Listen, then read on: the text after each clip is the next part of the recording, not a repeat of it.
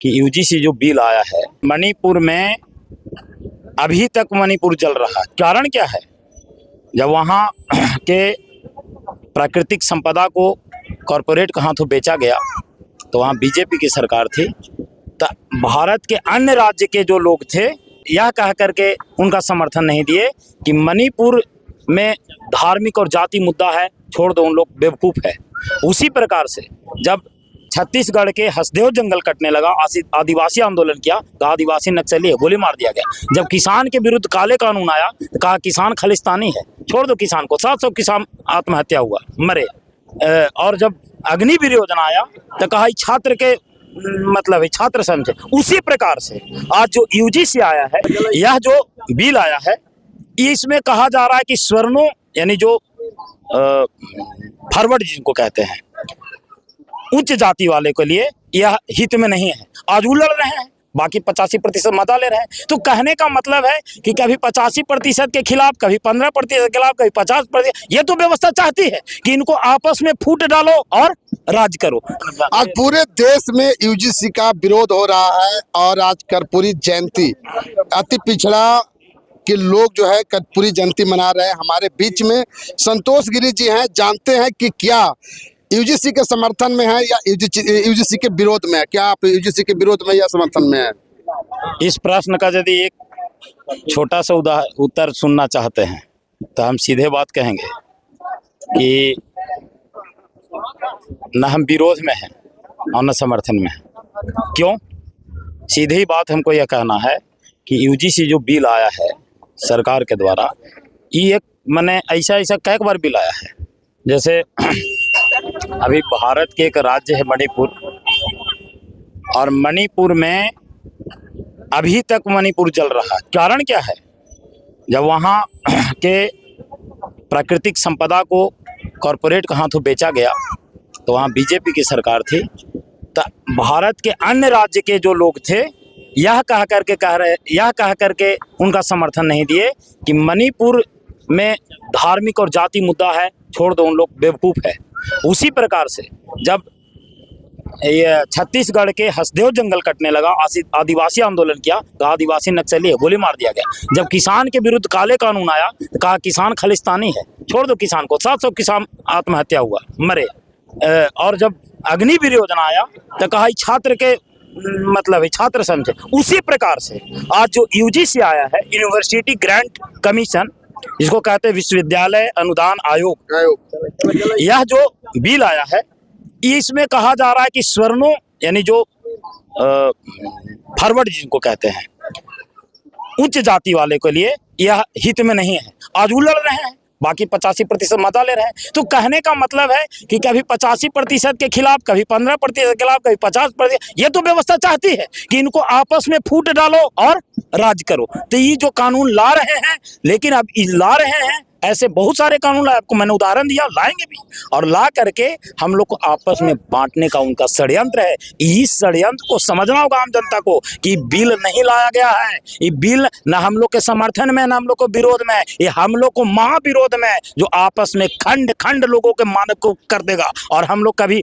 जात और धर्म के नाम पर जो टूट रहे हैं उसका एक छोटा सा उदाहरण यूजीसी। तो आप समर्थन में है कि फिर कहा दें विरोध में है? बिल्कुल विरोध। सुन लीजिए, विरोध में इसलिए है कि आप इस व्यवस्था के द्वारा चली गई चाल का शिकार हो रहे हैं, इसलिए इस बिल का विरोध करने की जरूरत है। और इसलिए विरोध कर रहे हैं। अब यहाँ लोग कहेंगे जो 85% ओबीसी हैं, ओबीसी कहें कि आप फॉरवर्ड की तरफ से बोल रहे हैं। जी नहीं, मैं न फॉरवर्ड की तरफ से बोल रहा हूँ, न बैकवर्ड की तरफ से बोल रहा हूँ। मैं 15% मिला है ना आदमी। देखिए, मैं फिर ये सब बता रहा हूँ, ना मैं फॉरवर्ड की तरफ से बोल रहा हूँ, ना बैकवर्ड की तरफ से बोल रहा हूँ। मैं एक व्यवस्था के खिलाफ बात कर रहा हूँ। वह व्यवस्था तो चाह रहा है कभी छात्रों के लिए विरोध कानून ला दो, कभी किसानों के विरोध कानून ला दो, कभी आदिवासियों के विरुद्ध कानून ला दो। तो कहने का मतलब है कि वो कानून लाएंगे तो हम छात्र के विरुद्ध आएगा उस दिन भी उनका विरोध करेंगे, किसान के विरोध आएगा उस दिन भी विरोध करेंगे, आदिवासी के भी विरोध आएगा उस दिन भी विरोध करेंगे, स्वर्ण का विरोध आया उस दिन भी विरोध करेंगे। मेरा कोई व्यक्तिगत स्वर्ण से लगाव नहीं है सर। इसीलिए मैं उनके द्वारा ये जो व्यवस्था के द्वारा जो लाया जा रहा है बिल, इन लोगों को बांट करके यानी फूट डालो और राज करने की नीति है, मैं इस चीज का विरोध कर रहा हूँ। अच्छा, एक जगह बैठ करके कैसे लोग खाते हैं बताइए? अभी तक तो छुआछूत है, अभी तक जाति भेद है, तो ये जो यूजीसी जो लाया गया, तो इसी के चलते लाया गया ना कि एक जो है से एक दूसरे को लोग प्रताड़ित ना करें। तो इसको आप विरोध प्रदर्शन कर रहे हैं, विरोध क्यों कर रहे हैं कि विरोध में आप खड़ा है? किसको नहीं प्रताड़ित करे लोग? मैंने 85% वाले को मैंने कहने का छुआछूत मतलब, खत्म हो गया। हम छुआछूत की बात, छुआछूत तो खत्म नहीं हुआ है। छुआछूत नहीं, यूजीसी बिल आ गया तो छुआछूत खत्म हो जाएगा? नहीं, ये सरकार यदि यूजीसी बिल ले आए और ये छुआछूत खत्म करने का ये अगर यूजीसी बिल आया गया है, ये गलत बात है। मैं फिर से कह रहा हूँ, यूजीसी बिल छुआछूत खत्म करने का और ऊंच नीच को भेद को मिटाने के लिए नहीं लाया गया है। यह लाया गया है भारत के जो नागरिक हैं, जो छात्र हैं, जो यूनिवर्सिटी में पढ़ते हैं, जो शिक्षार्थी हैं, उनको बीच में फूट डालने के लिए लाया गया है। उनके छात्र पढ़ते हैं भाई, उनको पढ़ करके आगे बढ़ना है। प्रोफेसर लक्ष्मण यादव को क्यों निकाला गया था? इसी के तहत से निकाला गया था कि उसके ये जो है से अपना हक मांगे। गलत किया गया उनको निकाल करके, नहीं निकालना चाहिए था।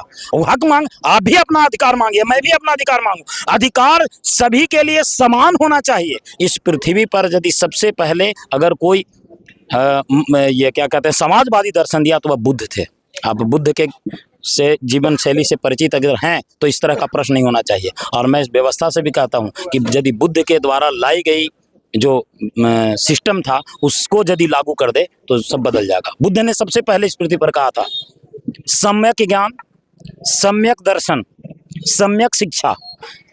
भारत में रहने वाले प्रत्येक नागरिक को समान शिक्षा मिलना चाहिए। मिल रहा है?